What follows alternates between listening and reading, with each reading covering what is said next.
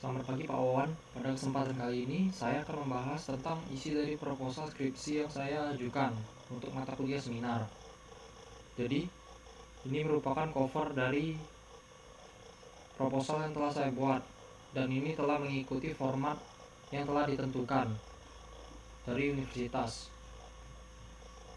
Kemudian ini adalah halaman kedua dari proposal skripsi saya. Dan kemudian halaman berikutnya ini adalah halaman persetujuan. Kemudian halaman keempat masuk ke daftar isi, berikutnya daftar gambar, berikutnya daftar tabel, dan ini masuk ke isinya. Jadi pada bagian A terdapat judul skripsi, yaitu expert sistem berbasis online menggunakan platform Android. Kemudian pendahuluan ini dimulai dari umum ke khusus. Jadi karena proposal ini membahas tentang berfokus pada perangkat mobile, jadi pada paragraf pertama ini membahas tentang hal yang umum, di mana perkembangan teknologi berkembang dengan cepat, kemudian mempermudah kegiatan manusia melalui teknologi yang berkembang dari waktu ke waktu. Bermunculan perangkat elektronik dan dengan teknologi mobile. Kemudian perkembangan teknologi mobile juga diiringi dengan perkembangan aplikasi yang menyediakan fasilitas. Kemudian aplikasi tersebut bisa diakses dengan operasi tertentu, yaitu sistem operasi Android. Kemudian pada paragraf kedua membahas tentang Android. Android merupakan sistem operasi yang dirancang untuk penggunaan smartphone. Dan salah satu contoh aplikasi yang dijalankan di Android adalah aplikasi sistem pakar yang rencananya akan dibuat untuk skripsi. Kemudian paragraf ketiga membahas tentang apa itu sistem pakar. Di sini terdapat penjelasannya.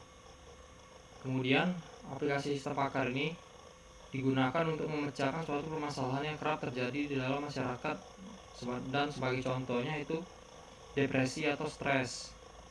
Kemudian di sini masuk paragraf baru menjelaskan di mana tingkat stres itu meningkat dan dapat berdampak pada gangguan psikologi. Gangguan psikologi itu dapat dialami siapa saja, dan sarana untuk menyalurkan hobi atau menurunkan tingkat stres itu secara sementara dengan berpergian ke tempat umum dan melakukan konseling kepada human expert dalam hal adalah psikolog. Nah, kemudian di sini paragraf masuk ke dimana apa yang ingin dibuat, yaitu adalah dengan konseling atau upaya bantuan yang diberikan seseorang pembimbing yang terlatih dan berpengalaman terhadap individu-individu yang membutuhkannya. Ini adalah pengertian dari konseling, dan bagaimana cara teknik konseling itu diambil adalah dengan cara wawancara. Dan sistem pakar yang hendak dirancang kurang lebih menggunakan konsep wawancara juga, dengan memberikan pertanyaan, kemudian klien atau user itu memberikan jawaban dengan cara menjawab ya atau tidak. Di sini terdapat penjelasannya. Nah, pada bagian terakhir dijelaskan bahwa penelitian ini mengembangkan dari aplikasi sistem pakar yang telah ada sebelumnya, yang telah menerapkan ilmu psikologis klinis. Penelitian yang dimaksud di sini adalah penelitian milik Pak Wawan, di mana proposal ini berfokus untuk mengembangkan dan membangun sistem pakar yang telah ada dengan menggunakan platform Android. Kemudian masuk ke perumusan masalah. Rumusan masalah yang pertama, bagaimana merancang membangun sistem pakar yang dapat menjadi media konsultasi dalam membantu masyarakat dalam melakukan konsultasi melalui ilmu pengetahuan yang diberikan oleh seorang psikolog. Kedua, bagaimana membuat sistem pakar dengan tampilan sederhana dan menarik agar mudah dioperasikan oleh siapa saja. Yang ketiga, bagaimana membuat sistem pakar berbasis online menggunakan platform Android. D. Batasan masalah. Untuk menghindari adanya penyimpangan atau pelebaran pokok masalah dalam penyusunan penelitian ini, maka penelitian ini memberikan batasan masalah, yaitu pertama, sistem pakar yang dibangun mengambil tema atau topik tentang gangguan psikologi klinis. Yang kedua, sistem pakar ini dibangun dengan berfokus pada sisi user. Yang ketiga, sistem pakar ini dibangun dengan menggunakan platform Android. Tujuan dan manfaat penelitian. Tujuan manfaat penelitian ini adalah membuat sebuah sistem pakar berbasis online pada platform Android dengan menggunakan tampilan antarmuka yang dibuat sesederhana mungkin agar mudah dioperasikan oleh semua orang yang ingin melakukan konsultasi, sehingga sistem pakar ini dapat menjadi media konsultasi antara pengguna dengan psikolog dalam memberikan hasil diagnosa tentang gangguan psikologi klinis yang sedang dialami oleh klien atau pengguna. Manfaat yang diperoleh dari penelitian ini ada dua, bagi pengguna dan juga bagi peneliti.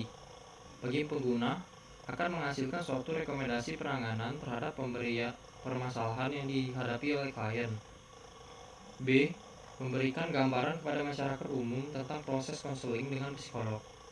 C. Melatih masyarakat untuk dapat berkonsultasi dengan seseorang psikolog dengan mengemukakan kondisi yang dialami dan dirasakan.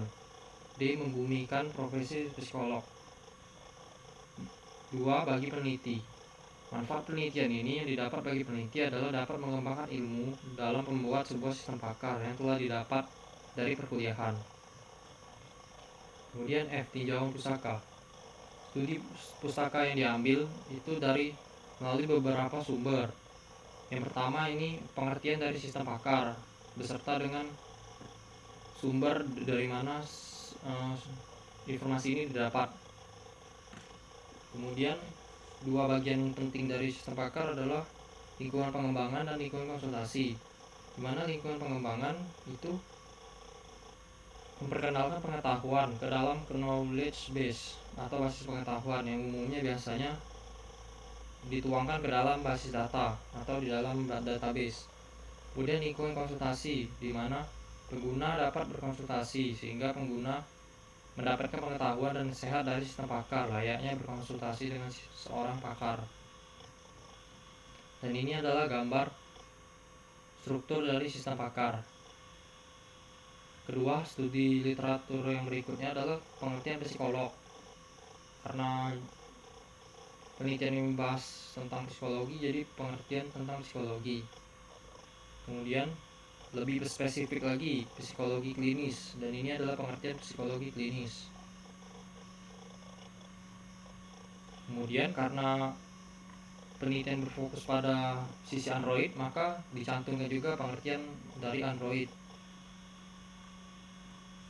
di sini. Kemudian berikutnya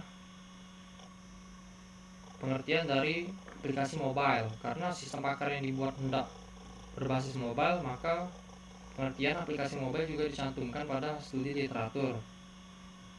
Kemudian sistem pakar yang akan dibuat direncanakan akan menggunakan software Eclipse. Oleh karena itu, pengertian software Eclipse juga dicantumkan di dalam studi literatur ini. Kemudian bahasa pemrograman yang digunakan untuk membuat sistem pakar ini adalah bahasa pemrograman Java. Oleh karena itu, bahasa pemrograman Java pengertiannya juga dicantumkan ke dalam studi literatur ini. Kemudian UML, karena pemodelan aplikasi yang umumnya bersifat OOP itu biasanya menggunakan bahasa pemodelan UML. Jadi UML dicantumkan ke dalam laporan ini. Kemudian metode yang digunakan dalam membuat sistem pakar ini adalah menggunakan metode prototype atau prototyping. Oleh karena itu, metode prototype juga dimasukkan ke dalam studi literatur ini. Dapat dilihat pengertian-pengertiannya. Kemudian ini adalah tahapan dari metode prototype, di mana pengumpulan kebutuhan, membangun prototyping, evaluasi prototyping. Jika evaluasi prototyping masih dirasa kurang, maka akan kembali lagi ke pengumpulan kebutuhan. Jika sudah, akan masuk ke penggodaan sistem. Setelah pengodean sistem berhasil, dilakukan pengujian sistem, kemudian evaluasi sistem, kemudian penggunaan sistem. Kemudian berikutnya adalah ke studi literatur. Jadi studi literatur yang digunakan di sini adalah 10 jurnal, 9 jurnal, dan 1 proceeding. Untuk nama jurnal, penulis, tahun, dan volume jurnal dan nomor jurnal dapat dilihat sebagai berikut. Semuanya adalah jurnal sistem pakar dengan menggunakan berbagai metode dan juga menggunakan platform yang berbeda-beda, tapi semuanya berfokus pada satu hal, yaitu tentang gangguan psikologi atau masalah psikologi.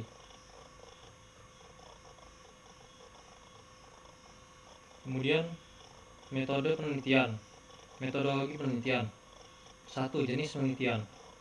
Jenis penelitian ini termasuk dalam penelitian pengembangan penelitian atau research development, yaitu jenis penelitian yang dilakukan dengan tujuan untuk mengembangkan produk sehingga produk tersebut menjadi lebih baik dan lebih berkualitas. Biasanya jenis penelitian ini dilakukan oleh perusahaan produk tertentu. Tujuan penelitian ini adalah mendapatkan produk baru atau proses baru dalam menghasilkan produk tertentu. Artinya penelitian bukan dilakukan untuk memformulasi atau menguji hipotesis tertentu. Output yang dihasilkan adalah produk baru. Tempat dan waktu penelitian. Karena penelitian ini sifatnya adalah mengembangkan aplikasi atau sistem pakar yang sudah ada, maka penelitian ini dilakukan di Universitas Katolik Musikaritas Palembang. Dan waktu penelitian yang diperkirakan adalah akan dilaksanakan dari bulan Januari 2021 sampai dengan bulan Mei 2021. Teknik pengumpulan data. Pada tahap ini, tujuan dilakukan adalah untuk penggalian konsep dan semua materi terkait sistem pakar, proses pengembangan aplikasi berbasis Android, bahasa pemrograman yang digunakan, serta perangkat lunak pendukung yang nantinya akan digunakan pada saat pembuatan aplikasi. Teknik pengumpulan data ini menggunakan studi pustaka.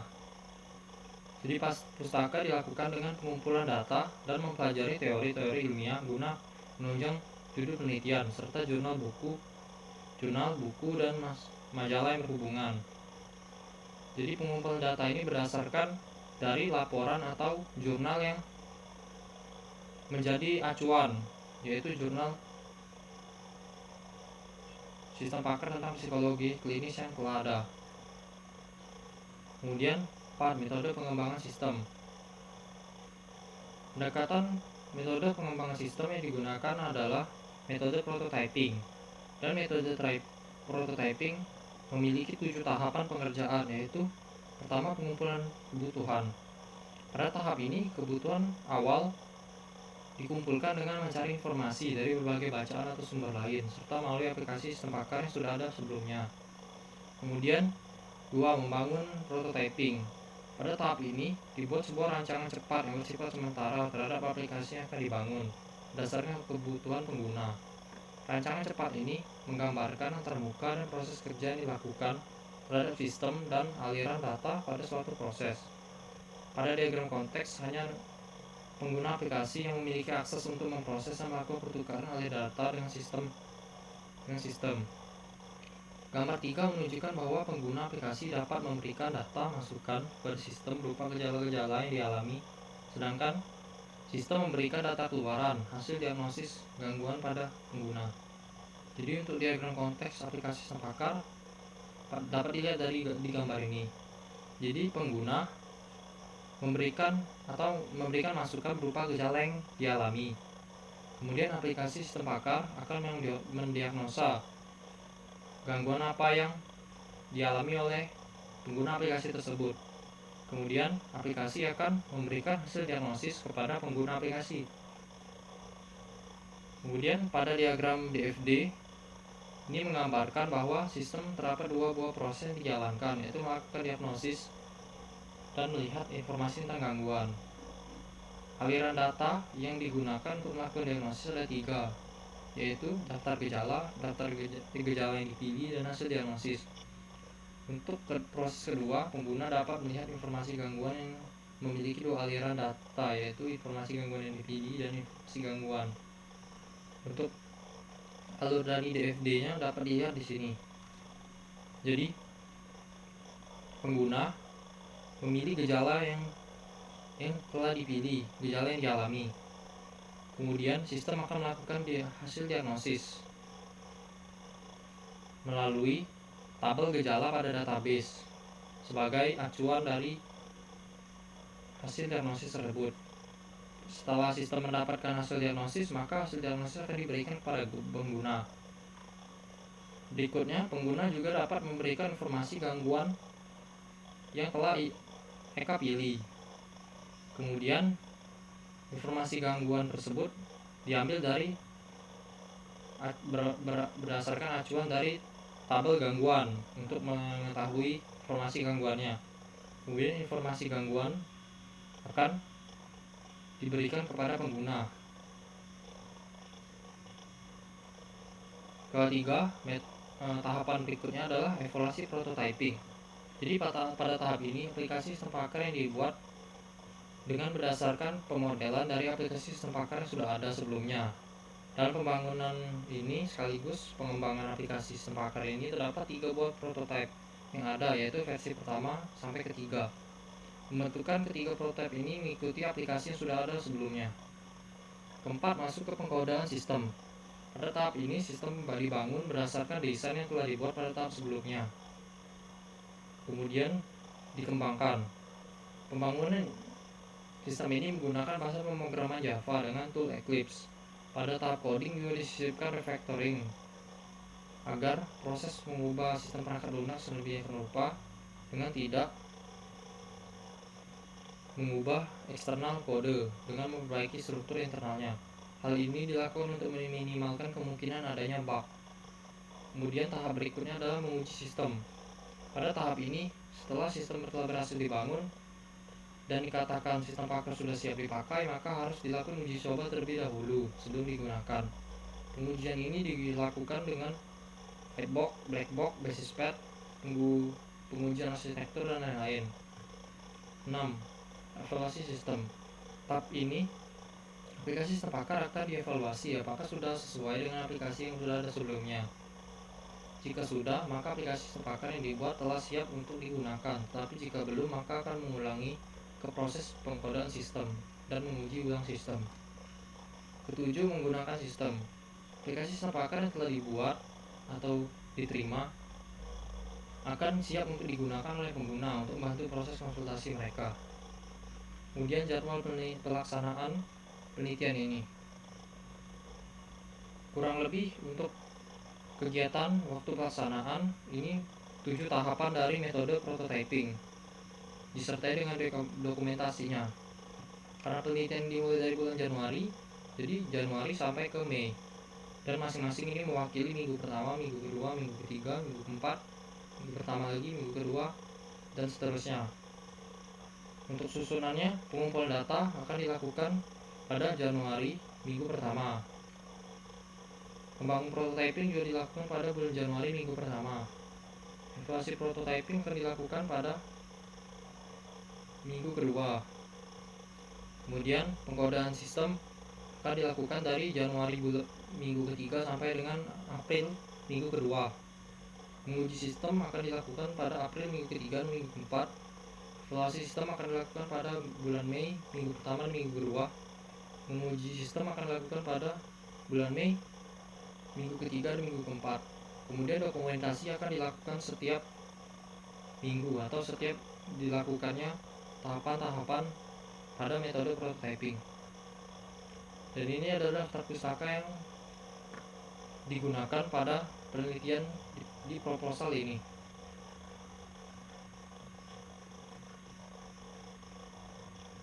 Sekian yang dapat saya sampaikan. Terima kasih.